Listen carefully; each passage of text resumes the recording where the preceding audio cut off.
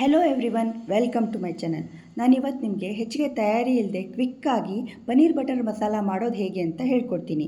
ಮೊದಲಿಗೆ ಮಿಕ್ಸಿ ಜಾರಲ್ಲಿ ಒಂದು 6 ಟೊಮೆಟೊನ ಕಟ್ ಮಾಡಿ ಹಾಕಿ, ಒಂದು 4ರಿಂದ 5 ಈರುಳ್ಳಿನ ಕಟ್ ಮಾಡಿ ಹಾಕಿ, ಹಾಗೆ 5-6 ಹೆಸರು ಬೆಳ್ಳುಳ್ಳಿ, 1 ಇಂಚಿನಷ್ಟು ಶುಂಠಿ, ಒಂದು 2 ಸ್ಪೂನ್ ಆಗುವಷ್ಟು ಕೊತ್ತಂಬರಿ ಬೀಜದ ಪೌಡರ್, 1 ಸ್ಪೂನ್ ಜೀರಾ ಪೌಡರ್ ಹಾಗೂ ಒಂದು ಅರ್ಧ ಸ್ಪೂನಷ್ಟು ಗರಂ ಮಸಾಲೆ ಪೌಡರ್. ಇದನ್ನು ನೀವು ಹೆಚ್ಚು ಕಮ್ಮಿ ಮಾಡ್ಕೋಬೋದು ಗರಂ ಮಸಾಲೆ ಪೌಡರನ್ನು.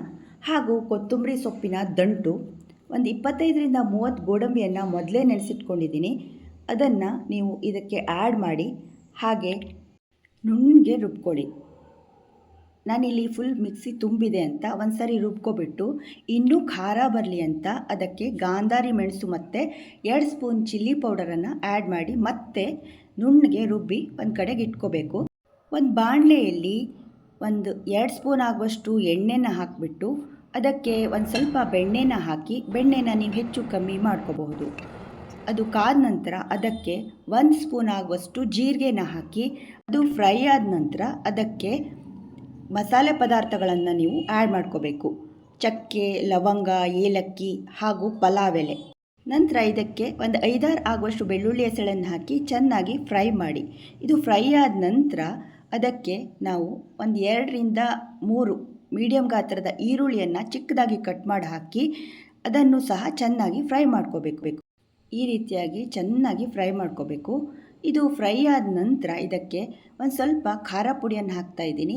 ಅದು ನಿಮ್ಮ ಟೇಸ್ಟಿಗೆ ಅನುಸಾರವಾಗಿ ಹಾಕಿ, ಒಂಚೂರು ಅರಿಶಿನ ಪುಡಿ, ಇವಿಷ್ಟನ್ನು ಹಾಕಿ ಚೆನ್ನಾಗಿ ಎಣ್ಣೆ ಎಲ್ಲ ಮೇಲೆ ಬಂದ ನಂತರ ಈ ರುಬ್ಬಿರುವ ಮಸಾಲೆಯನ್ನು ಹಾಕಿ ಚೆನ್ನಾಗಿ ಮಿಕ್ಸ್ ಮಾಡಬೇಕು.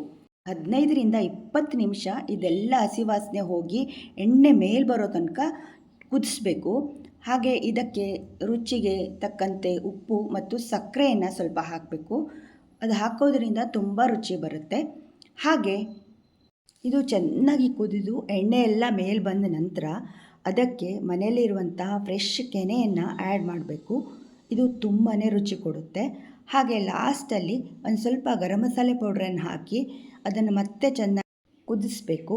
ಹಾಗೆ ಇನ್ನೊಂದು ಬಾಣಲೆ ತಗೊಂಡು ಅದಕ್ಕೆ ಒಂದು ಸ್ವಲ್ಪ ಎಣ್ಣೆನ ಹಾಕಿ, ಒಂದು 2-3 ಸ್ಪೂನ್ ಆಗುವಷ್ಟು ಬೆಣ್ಣೆನ ಹಾಕಿ ಪನ್ನೀರ್ ಕ್ಯೂಬ್ಸ್ಗಳನ್ನು ಕಟ್ ಮಾಡಿ ಅದನ್ನು ಈ ರೀತಿಯಾಗಿ ಚೆನ್ನಾಗಿ ಫ್ರೈ ಮಾಡಬೇಕು.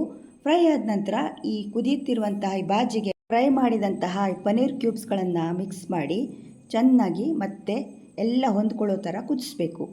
ಕೊನೆಯಲ್ಲಿ ಇದಕ್ಕೆ ಕಟ್ ಮಾಡಿರುವಂತಹ ಕೊತ್ತಂಬರಿ ಸೊಪ್ಪನ್ನು ಆ್ಯಡ್ ಮಾಡಿದರೆ ರುಚಿಕರವಾದ ಪನ್ನೀರ್ ಬಟರ್ ಮಸಾಲ ತಿನ್ನಲಿಕ್ಕೆ ರೆಡಿ ಆಗುತ್ತೆ.